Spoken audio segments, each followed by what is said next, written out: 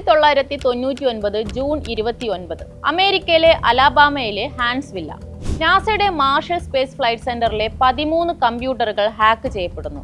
ഏകദേശം 16 കോടി രൂപ വില വരുന്ന സോഫ്റ്റ്വെയർ സിസ്റ്റങ്ങൾ.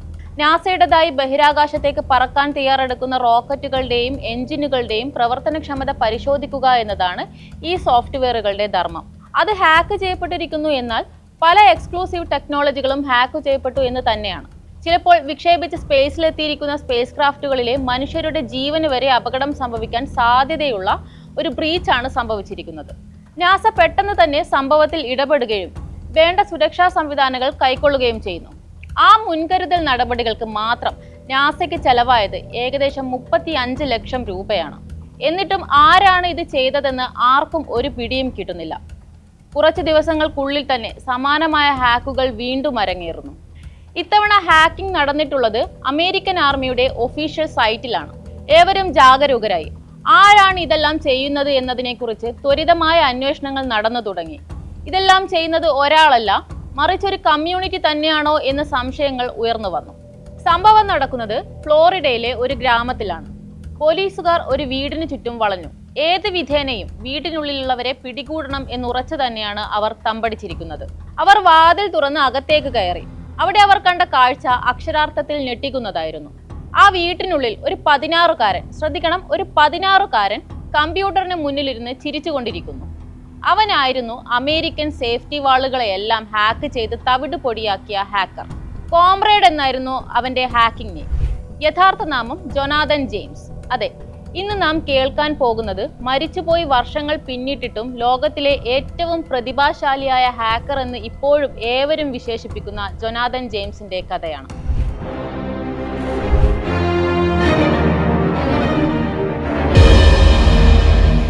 ജൊനാഥൻ ജെയിംസ് 1983 ഫ്ലോറിഡയിലെ മയാമിയിൽ ജനനം. ചെറുപ്പം മുതലേ കമ്പ്യൂട്ടറിനോട് വലിയ കമ്പമുള്ള കുട്ടിയായിരുന്നു ജൊനാഥൻ. അച്ഛന്റെ പേഴ്സണൽ കമ്പ്യൂട്ടർ ആയിരുന്നു അവന്റെ കളിപ്പാട്ടം. അച്ഛൻ ഓഫീസിൽ പോകുന്ന സമയം മുഴുവൻ അവൻ കമ്പ്യൂട്ടറിൽ ചെലവഴിക്കും. ഗെയിമുകളോടായിരുന്നു താല്പര്യം. പിന്നീട് അത് കുറഞ്ഞു വന്നു.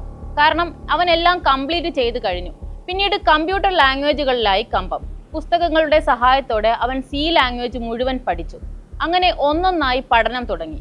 ഇതെല്ലാം ചെയ്യുമ്പോൾ അവന് 7-8 വയസ്സ് മാത്രമാണ് പ്രായം എന്നുകൂടി ഓർക്കണം. ഒരു ദിവസം ജൊനാഥന്റെ അച്ഛൻ ഓഫീസിൽ നിന്നും വരുന്ന സമയം കമ്പ്യൂട്ടറിന്റെ ഇന്റർഫേസ് മുഴുവൻ മാറിയിരിക്കുന്നതായാണ് കാണുന്നത്.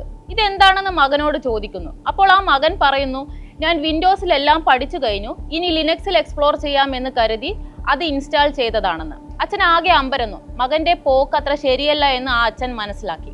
കാരണം ഇവൻ പ്രാഥമിക കാര്യങ്ങൾ ചെയ്യാൻ മാത്രമാണ് ആ കമ്പ്യൂട്ടറിന് മുന്നിൽ നിന്നും എഴുന്നേൽക്കുന്നത്. അങ്ങനെ ഇരിക്കെയാണ് അവരുടെ കുടുംബത്തിന്റെ ഒരു ഫാമിലി മീറ്റ് നടക്കുന്നത്. അന്ന് എല്ലായിടത്തും കമ്പ്യൂട്ടർ അവൈലബിൾ ആയിരുന്നില്ല. അത്യാവശ്യം ഉയർന്ന സാമ്പത്തിക സ്ഥിതിയുള്ള കുടുംബങ്ങൾക്ക് മാത്രമാണ് അത് അക്കമഡേറ്റ് ചെയ്യാൻ സാധിച്ചിരുന്നുള്ളൂ. അതുകൊണ്ട് തന്നെ അവരുടെ സംസാര വിഷയവും കുട്ടികളിലെ കമ്പ്യൂട്ടർ അഡിക്ഷനെ കുറിച്ചായിരുന്നു. ഓരോരുത്തരായി പറഞ്ഞു തുടങ്ങി. പക്ഷേ ജൊനാഥന്റെ പിതാവ് അവന്റെ കമ്പ്യൂട്ടർ അഡിക്ഷനെ കുറിച്ച് പറഞ്ഞപ്പോൾ ഏവരും ഞെട്ടിപ്പോയി. ഇതെന്താ ഇങ്ങനെയെന്ന് എല്ലാവരും ചോദിച്ചു. അന്ന് അവിടെ വെച്ച് അവർ ഒരു തീരുമാനമെടുക്കുന്നു. തങ്ങളുടെ മക്കൾക്ക് പഠനാവശ്യങ്ങൾക്കല്ലാതെ കമ്പ്യൂട്ടർ കൊടുക്കില്ല എന്ന്. അത് അക്ഷരം പ്രതി പാലിക്കാനും തുടങ്ങി. കമ്പ്യൂട്ടർ ലഭിക്കാതായതോടെ ജൊനാഥന് വല്ലാത്ത വെപ്രാളമായി തുടങ്ങി. 2 ദിവസമൊക്കെ അവൻ പിടിച്ചു നിന്നെങ്കിലും ഇനിയും കമ്പ്യൂട്ടർ ഉപയോഗിക്കാതിരിക്കാൻ അവന് സാധിക്കുമായിരുന്നില്ല. കമ്പ്യൂട്ടർ ലഭിക്കാത്ത സങ്കടത്തിൽ അവൻ വീട് വിട്ടിറങ്ങുന്നു. അവനെ തിരിച്ചു കൊണ്ടുവരാൻ മാതാപിതാക്കൾ ഒരുപാട് വഴികൾ നോക്കി. ഒന്നും നടക്കുന്നില്ല.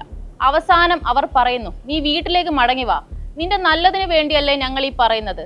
നീ മര്യാദയ്ക്ക് ഭക്ഷണം കഴിക്കുന്നില്ല, പഠിക്കുന്നില്ല, ഉറങ്ങുന്നില്ല. ഇതെല്ലാം ചെയ്യുകയാണെങ്കിൽ കുറച്ചു നേരം ഞങ്ങൾ കമ്പ്യൂട്ടർ ഉപയോഗിക്കാൻ നിന്നെ അനുവദിക്കാം. അവൻ സമ്മതം മൂളി. അവൻ പഠിക്കാൻ തുടങ്ങി, നന്നായി ഭക്ഷണം കഴിക്കാൻ തുടങ്ങി, ഒപ്പം കമ്പ്യൂട്ടറും ഉപയോഗിക്കുന്നു. അങ്ങനെ പരീക്ഷാ സീസൺ കഴിഞ്ഞു. മാർക്കെല്ലാം വെബ്സൈറ്റിലൂടെയാണ് അറിയാൻ സാധിക്കുക. ജൊനാഥന്റെ അച്ഛൻ കമ്പ്യൂട്ടറിൽ മകന്റെ മാർക്കുകൾ പരിശോധിച്ചു. അവൻ എല്ലാ വിഷയങ്ങളിലും മികച്ച മാർക്ക്. ഇതെങ്ങനെ സംഭവിച്ചു എന്ന് ഏവരും ആശ്ചര്യപ്പെട്ടു. കാരണം അവന് പഠിക്കാറില്ല. പിന്നെങ്ങനെ ഇത്രയും മാർക്ക് ലഭിക്കും? അവർക്കറിയാത്ത മറ്റൊരു രഹസ്യമുണ്ടായിരുന്നു. ഗെയിമിങ്ങും ഓപ്പറേറ്റിംഗ് സിസ്റ്റങ്ങളും കമ്പ്യൂട്ടർ ലാംഗ്വേജുകളും മടുത്ത ജൊനാഥൻ കിട്ടുന്ന സമയങ്ങളിൽ ഇപ്പോൾ ചെയ്യുന്നത് ഹാക്കിംഗ് ആയിരുന്നു. അവൻ ഇപ്പോൾ ഫ്ലോറിഡയിലെ എല്ലാ സ്കൂൾ വെബ്സൈറ്റുകളും ഹാക്ക് ചെയ്ത് അതിൽ മാർക്ക് മാനിപ്പുലേറ്റ് ചെയ്യാൻ വരെ തുടങ്ങി. ജൊനാഥൻ എന്ന ഹാക്കർ ജനനം കൊള്ളുന്നത് അവിടെ നിന്നാണ്. ജോനാഥൻ സ്കൂളുകളുടെ സെർവർ ഹാക്ക് ചെയ്തത് ആരും അറിഞ്ഞില്ല. വിജയശ്രീ ലാളിതനായി തന്റെ ഹാക്കിംഗ് പരിപാടികൾ ജോനാഥൻ തുടർന്നു. കാലക്രമേണ ജോനാഥൻ കമ്പ്യൂട്ടറിൽ ചെലവഴിക്കുന്ന സമയവും കൂടി. അവൻ കൂടുതൽ കമ്പനികളുടെ വെബ്സൈറ്റുകൾ ഹാക്ക് ചെയ്യുന്നത് തുടരുന്നു. സത്യത്തിൽ അവൻ അത് നല്ലതുപോലെ എൻജോയ് ചെയ്യുന്നുണ്ടായിരുന്നു. ഒന്നാമത്, അവൻ പിടിക്കപ്പെടുന്നില്ല. രണ്ടാമത്തെ കാര്യം, കൂട്ടുകാരോട് അവന് ഒരുപാട് ചലഞ്ചുകൾ ജയിക്കാൻ സാധിക്കുന്നു. അങ്ങനെ കൂട്ടുകാർ സാധിക്കില്ല എന്ന് പറയുന്ന എല്ലാ സൈറ്റുകളും ജോനാഥൻ ഹാക്ക് ചെയ്യുന്നു. അങ്ങനെ കാലങ്ങൾ മുന്നോട്ട് പോയി. അവന് വയസ്സ് 15ആയി. ഹാക്കിങ്ങിന്റെ എല്ലാ ബാലപാഠങ്ങളും പഠിച്ചു കഴിഞ്ഞ ജോനാഥൻ ജെയിംസ് ഇനി കുറച്ചുകൂടി ടഫായ നെറ്റ്വർക്ക് ഹാക്ക് ചെയ്യാമെന്ന് ഉറപ്പിക്കുന്നു. അങ്ങനെ ഹാക്ക് ചെയ്യാനായി അവൻ തെരഞ്ഞെടുത്തത് ജോർജിയയിലെ ഏറ്റവും പ്രധാനപ്പെട്ട ടെലികോം കമ്പനികളിലൊന്നായ AT&T കമ്പനിയായിരുന്നു. വളരെ ബുദ്ധിമുട്ടേറിയ നെറ്റ്വർക്കാണത്. സാധാരണക്കാർക്കൊന്നും അത്ര പെട്ടെന്ന് അതിലേക്ക് ആക്സസ് ലഭിക്കുകയില്ല. പക്ഷേ ആ 15 വയസ്സുകാരൻ AT&T എന്ന നെറ്റ്വർക്ക് വളരെ എളുപ്പത്തിൽ ഹാക്ക് ചെയ്യുന്നു. ഹാക്ക് ചെയ്താൽ കസ്റ്റമേഴ്സിന്റെ പ്രൈവസി ബ്രീച്ച് ചെയ്യാനോ കളവുകൾ നടത്താനോ ഒന്നും അവൻ പോകാറില്ല. ജസ്റ്റ് ഒരു ഫണ്ടിന് ഹാക്ക് ചെയ്യുന്നു, മിണ്ടാതിരിക്കുന്നു, അത്രയേ ഉള്ളൂ. അങ്ങനെ ഹാക്കിംഗ് സമസ്യയുടെ യാത്രയിൽ അവൻ ഹാക്ക് ചെയ്യുന്ന ഒരുപാട് കമ്പനികളിൽ ഒന്ന് മാത്രമായിരുന്നു നാസയുടേത്. പക്ഷേ നാസയ്ക്ക് അങ്ങനെ ആയിരുന്നില്ലല്ലോ. അവർക്കത് വലിയൊരു നിയമലംഘനമാണ്. മാത്രമല്ല തങ്ങളുടെ അഭിമാനത്തിനേറ്റ ക്ഷതവും. അവർ സാധാരണ കമ്പനികളെ പോലെ അതിനെ വെറുതെ വിടാൻ തയ്യാറായിരുന്നില്ല. എങ്കിലും അവൻ പിടിക്കപ്പെട്ടില്ല എന്നതാണ് ഏറ്റവും രസകരമായ വസ്തുത. അവിടെയും പിടിക്കപ്പെടാതായപ്പോൾ അവന്റെ കോൺഫിഡൻസ് ഇരട്ടിയായി. അതിനുശേഷം അവൻ ഹാക്ക് ചെയ്തത് ഒരിക്കലും ചെയ്യാൻ പാടില്ലാത്ത ഒരു സ്ഥലത്തെയായിരുന്നു. അത് നിരവധി പേരുടെ, രാജ്യത്തിന്റെ തന്നെ സുരക്ഷയെ ബാധിക്കുന്നതായിരുന്നു. അത് ഡിഫൻസ് ത്രെട്ട് റിജക്ഷൻ ഏജൻസി എന്ന DTRAയുടെ വെബ്സൈറ്റ് ആയിരുന്നു. DTRA അത്ര ചെറിയ വെബ്സൈറ്റ് ആയിരുന്നില്ല. അമേരിക്കയുടെ ഡിഫൻസ് ഡിപ്പാർട്ട്മെന്റിന്, അതായത് രാജ്യത്ത് വരാൻ പോകുന്ന ത്രെട്ടുകളെ കണ്ടെത്താനും ശത്രു രാജ്യങ്ങളുമായുള്ള സൈബർ സംഭാഷണങ്ങൾ മോണിറ്റർ ചെയ്യാനും എല്ലാം ഉപയോഗിക്കുന്ന ഒരു വെബ്സൈറ്റ് ആണ്. അത് ഹാക്ക് ചെയ്യുക എന്ന് പറയുന്നത് തീർച്ചയായും ചെറിയൊരു കാര്യമല്ല. രാജ്യത്തിന്റെ പ്രധാനപ്പെട്ട ഡാറ്റകൾ ചോരാൻ ഒരുപാട് സാധ്യതയുള്ള സിറ്റുവേഷനാണ് അവർ അഡ്രസ് ചെയ്തത്. അതുകൊണ്ട് തന്നെ ഹാക്കറെ കണ്ടെത്തുക എന്നത് അവരുടെ അഭിമാന പ്രശ്നമായി മാറുന്നു. അവർ ആ ഹാക്കറെ കണ്ടെത്തുന്നു. ആരെ? 16 വയസ്സ് മാത്രം പ്രായമുള്ള ജോനാഥൻ ജെയിംസിനെ. അവനെ അവർ ചോദ്യം ചെയ്യുന്നു. ഈ വെബ്സൈറ്റിന്റെ വില എത്രയാണെന്നും അതിന്റെ പ്രാധാന്യം എന്താണെന്നും അവർ അവനെ പറഞ്ഞു ബോധ്യപ്പെടുത്തുന്നു. അതിന് ഉത്തരമായി അവനൊരു പരിഹാസ ചിരി മാത്രമാണ് നൽകുന്നത്. ഇത്ര എളുപ്പത്തിൽ ഹാക്ക് ചെയ്യാൻ സാധിക്കുന്ന ഒരു സിസ്റ്റത്തിന് എന്തിനാണ് ഇത്രയും കോടി മുടക്കുന്നത് എന്നായിരുന്നു അവന്റെ നിഷ്കളങ്കമായ ചോദ്യം. ഏതായാലും അവൻ ചെയ്ത കുറ്റത്തെ പരിഗണിച്ച് പോലീസ് അവനെ കോടതിയിൽ ഹാജരാക്കി. എന്നാൽ കുറ്റത്തിന്റെ വലിപ്പം വെച്ച് കുറഞ്ഞത് 10 വർഷമെങ്കിലും തടവ് ശിക്ഷ ലഭിക്കേണ്ടതാണെങ്കിലും വലിയൊരു ശിക്ഷയൊന്നും അവന് ലഭിക്കുന്നില്ല. അതിൽ ഒരുപാട് കാര്യങ്ങൾ കോടതി കൺസിഡർ ചെയ്യുന്നു. ഒന്നാമത്തെ കാര്യം, ഇവൻ ആരെയും ഉപദ്രവിച്ചിട്ടില്ല, ഒന്നും ഡൗൺലോഡ് ചെയ്തിട്ടില്ല, ആർക്കും അത് വിറ്റിട്ടുമില്ല. രണ്ടാമത്തെ കൺസിഡറേഷൻ അവന്റെ പ്രായമാണ്. മൈനർ ആയതുകൊണ്ട് തന്നെ ഒരു വാർണിംഗ് കൊടുത്ത് ഇനി ഹാക്കിംഗ് ഒരിക്കലും ചെയ്യരുത് എന്ന് പറഞ്ഞ് 6 മാസത്തെ ഹൗസ് അറസ്റ്റും വിധിച്ച് കോടതി അവനെ വെറുതെ വിടുന്നു. പക്ഷേ ആ ഹൗസ് അറസ്റ്റ് അവൻ ലംഘിക്കുന്നു. അത് പോലീസ് കൈയോടെ പൊക്കുകയും ചെയ്യുന്നു. വാർണിംഗ് തെറ്റിച്ചതിന് അവനെ കോടതി ശിക്ഷിക്കുന്നു. ഇത്തവണ ശിക്ഷ 6 മാസത്തെ ജുവനൈൽ ജയിൽവാസമായിരുന്നു. സൈബർ കുറ്റകൃത്യത്തിന് അമേരിക്കയിൽ ശിക്ഷിക്കപ്പെടുന്ന ആദ്യത്തെ ജുവനൈൽ.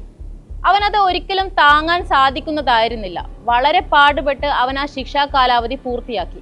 അതിബുദ്ധിമാനായ 16 വയസ്സ് മാത്രം പ്രായമുള്ള കുട്ടിയുടെ ജീവിതം അവിടെ മുതൽ മാറുകയായിരുന്നു. ജയിലിൽ നിന്നും പുറത്തിറങ്ങി ഒരു സ്വകാര്യ ചാനലിന് ജോനാഥൻ ഇന്റർവ്യൂ കൊടുക്കുന്നുണ്ട്. അതിൽ അവൻ പറയുന്നത് ഇപ്രകാരമാണ്: കമ്പ്യൂട്ടർ എൻ്റെ എല്ലാമായിരുന്നു. ഹാക്കിങ്ങിനെ ഞാൻ കണ്ടിരുന്നത് ഒരു ഗെയിമിംഗ് പോലെയാണ്. ഞാൻ ആരെയും ഉപദ്രവിച്ചിട്ടില്ല, ഞാൻ ഒന്നും മോഷ്ടിച്ചിട്ടില്ല. പക്ഷെ തെറ്റൊന്നും ചെയ്യാതെ തന്നെ എനിക്ക് ജയിലിൽ കിടക്കേണ്ടി വന്നു. ഇനി ഇതുപോലെ സംഭവിക്കാൻ ഞാൻ വഴിയൊരുക്കില്ല. ഞാൻ ഹാക്കിംഗ് അവസാനിപ്പിക്കുന്നു എന്നേക്കുമായി. അവൻ അത്രമേൽ ഡിസ്റ്റർബ്ഡ് ആയിരുന്നു. ഒടുവിൽ അവൻ ആ തീരുമാനമെടുക്കുന്നു. ജോനാഥൻ ജെയിംസ് എന്ന ഹാക്കിംഗ് ലോകത്ത് കോമ്രേഡ് എന്നറിയപ്പെടുന്ന ആ കുട്ടി പിന്നീട് ഒരിക്കലും ഹാക്കിംഗ് ചെയ്തിട്ടില്ല. വർഷം 2007. അമേരിക്കയിൽ എക്കാലത്തെക്കാളും കൂടുതൽ സൈബർ ക്രൈമുകൾ റിപ്പോർട്ട് ചെയ്യപ്പെടുന്ന വർഷമായിരുന്നു അത്. ഒരുപാട് വെബ്സൈറ്റുകൾ ഹാക്ക് ചെയ്യപ്പെടുന്നു. പലർക്കും പണം നഷ്ടപ്പെടുന്നു. കോടിക്കണക്കിന് ഡോളറുകൾ അനാഥമായി കൊള്ളയടിക്കപ്പെടുന്നു. അന്തരീക്ഷം ആകപ്പാടെ കലുഷിതമായ അവസ്ഥ. അതൊരു കൂട്ടം ഹാക്കേഴ്സിന്റെ ടീമായിരുന്നു ചെയ്തിരുന്നത്. അവരുടെ തലവൻ അന്റോണിയോ ഗോൺസാൽവസ്. അവർ പ്രധാനമായും ടാർഗറ്റ് ചെയ്തിരുന്നത് ട്രേഡിംഗ് ഓർഗനൈസേഷനുകളുടെ വെബ്സൈറ്റുകളായിരുന്നു. അവിടെ നിന്നും ക്ലയന്റുകളുടെ ഡാറ്റ ചോർത്തി അവരുടെ അക്കൗണ്ടിൽ നിന്നും പണം തട്ടിയെടുക്കുക എന്നതായിരുന്നു പ്രധാന ജോലി. പിന്നീട് അവർ ലക്ഷ്യം വെച്ചിരുന്നത് TJX പോലെയുള്ള വലിയ സൂപ്പർ മാർക്കറ്റ് ശൃംഖലകളെയായിരുന്നു. അവിടെയും ഡാറ്റ ബ്രീച്ച് വളരെ വിസിബിളായി തന്നെ നടന്നു പോകുന്നു. ഇവരെ കണ്ടെത്താനായി പോലീസ് വളരെ വിജിലന്റായി ശ്രമിക്കുന്നു. അതിനിടയിലാണ് ഈ ഹാക്കിംഗ് ടീമിലെ ഒരു ഹാക്കറുമായി സംസാരിക്കാനുള്ള അവസരം പോലീസിന് ലഭിക്കുന്നത്. ആ ഹാക്കറുടെ കോഡ് നെയിം JJ എന്നായിരുന്നു. അയാളുമായുള്ള കോൺവെർസേഷന് ശേഷം ഈ JJ എന്ന പേരിന് പിറകിലായി പോലീസിന്റെ അന്വേഷണം. JJ എന്നത് ജൊനാഥൻ ജെയിംസ് ആണോ എന്ന് അവർക്കൊരു തോന്നലുണ്ടാകുന്നു. വർഷങ്ങൾക്ക് മുമ്പ് വിട്ട കേസാണെങ്കിലും ജൊനാഥൻ എത്ര വലിയ പുള്ളിയാണെന്ന് പോലീസിന് നല്ല പോലെ അറിയാം. ഈ സമയത്ത് ഹാക്കിംഗ് എല്ലാം മാറ്റിവെച്ച് ആവശ്യത്തിന് മാത്രം കമ്പ്യൂട്ടർ ഉപയോഗിച്ച് വളരെ പീസ്ഫുൾ ആയ ജീവിതം നയിക്കുകയായിരുന്നു ജൊനാഥൻ ജെയിംസ്. അവൻ ഏറ്റവും കൂടുതൽ സമയം ചെലവഴിച്ചിരുന്നത് സഹോദരനും ഗേൾഫ്രണ്ടിനുമൊപ്പമായിരുന്നു. അങ്ങനെ അവരോടൊപ്പം വീട്ടിൽ സമയം ചെലവഴിക്കുമ്പോഴാണ് പെട്ടെന്ന് അവിടേക്ക് പോലീസ് കടന്നു വരുന്നത്. അവർ അവന്റെ വീടും കമ്പ്യൂട്ടറും എല്ലാം സെർച്ച് ചെയ്യുന്നു. അവനെ പ്രതിക്കൂട്ടിലെന്ന പോലെ കാണുന്നു. പക്ഷേ സെർച്ചിനൊടുവിൽ പോലീസിനൊന്നും തന്നെ ലഭിക്കുന്നില്ല. ആകെ അവർക്ക് ലഭിക്കുന്നത് ലൈസൻസ് ഉള്ള ഒരു തോക്ക് മാത്രമാണ്. അതിനാൽ ജൊനാഥൻ കുറ്റക്കാരനല്ല എന്ന കൺക്ലൂഷനിൽ അവർ അവിടം വിട്ടു പോകുന്നു. പക്ഷേ ആ പോലീസ് ഇന്റർസെപ്ഷൻ ജൊനാഥന് അത്ര ചെറിയ കാര്യമായിരുന്നില്ല. അല്ലെങ്കിലേ വർഷങ്ങൾക്ക് മുമ്പുള്ള ജയിൽവാസം അയാളുടെ ജീവിതത്തിലെ ഏറ്റവും വലിയ ട്രോമയാണ്. ആ ട്രോമ കാരണം ഏറ്റവും കൂടുതൽ ഇഷ്ടമുള്ള ഒരു കാര്യം സ്വന്തം ജീവിതത്തിൽ നിന്ന് തന്നെ തുടച്ചു നീക്കി. ഇനിയും തനിക്ക് അതിന്റെ പേരിൽ ജയിലിൽ കിടക്കേണ്ടി വരുമോ, ഇനിയും തനിക്ക് മാനസിക സമ്മർദ്ദം കൂടുമോ, ജൊനാഥൻ ആകെ കയ്യിൽ നിന്നും പോയ അവസ്ഥയിലെത്തി. അവനത് അധികം കൺട്രോൾ ചെയ്യാൻ സാധിക്കുമായിരുന്നില്ല. പോലീസ് റെയ്ഡിൽ അവന്റെ വീട്ടിൽ നിന്നും കണ്ടെത്തിയ അതേ റിവോൾവർ ഉപയോഗിച്ച് 24-ാം വയസ്സിൽ അവൻ ജീവിതം അവസാനിപ്പിക്കുന്നു. മരിക്കുന്നതിന് മുമ്പ് തന്റെ സഹോദരനും ഗേൾഫ്രണ്ടിനുമായി ജൊനാഥൻ ഒരു കത്ത് എഴുതുന്നുണ്ട്. അതിൽ ഇപ്രകാരം അവൻ എഴുതി ചേർത്തു: ഞാൻ പോകുന്നു. ചെയ്യാത്ത തെറ്റിന് എൻ്റെ സന്തോഷങ്ങൾ മാറ്റിവെച്ചാണ് ഞാൻ ജീവിച്ചത്. ഇനിയും അതേ കാര്യത്തിൽ അവർ എന്നെ ജയിലിലിടും. എനിക്കത് സഹിക്കാനാവില്ല. ഇത് എൻ്റെ വിജയമാണ്. ഞാൻ സ്വതന്ത്രനായി മരിക്കുന്നു. ഒരുപക്ഷെ ഇന്നത്തെ എൻ്റെ പ്രവൃത്തികളും ഈ കത്തും പൊതുജനങ്ങൾക്ക് ശക്തമായ ഒരു സന്ദേശം നൽകും.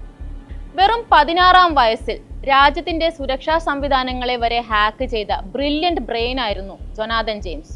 ഒരുപക്ഷെ അവന്റെ കഴിവുകൾ അമേരിക്ക നല്ല രീതിയിൽ ഉപയോഗിച്ചിരുന്നുവെങ്കിൽ ലോകത്തിലെ തന്നെ ഏറ്റവും മികച്ച ഹാക്കറായി അവൻ മാറിയനെ. പക്ഷേ കാലം അവന് കാത്തുവെച്ചത് ചെറുപ്രായത്തിലെയുള്ള മരണമായിരുന്നു. ഇഷ്ടങ്ങൾ നഷ്ടപ്പെടുത്തിയ ഒരാളുടെ വേദനയിൽ നിന്നുമുണ്ടായ മരണം.